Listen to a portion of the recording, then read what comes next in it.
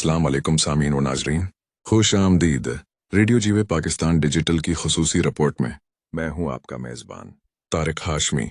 आइए देखते हैं अहम खबरें और दिलचस्प मालूमात पर मबनी ये वीडियो रिपोर्ट। रेडियो जीवे पाकिस्तान डिजिटल खुसूसी रिपोर्ट।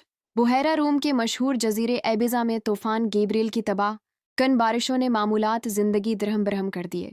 मूसलाधार बारिशों के बाद दर्जनों गाड़ियां पानी में डूब गईं, जबकि कई फेरीज को अपनी मंजिल पर पहुंचने में दुश्वारी का सामना रहा और कुछ बंदरगाहों पर किश्तियों की आमदोरफत मअतल हो गई।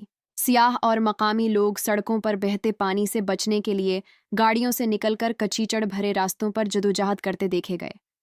सड़कें नदी नालों का मंजर पेश कर रही थीं, जिससे आमदोरफ्त शदीद मुतासिर हुई।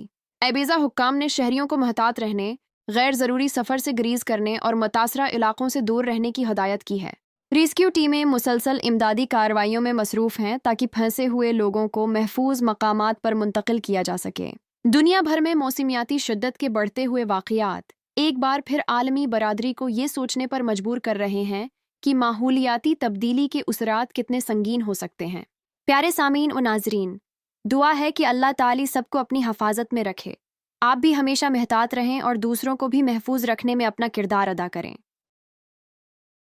ये थी आज की खुसूसी रिपोर्ट। मैं हूं आपका मेज़बान तारिक हाशमी।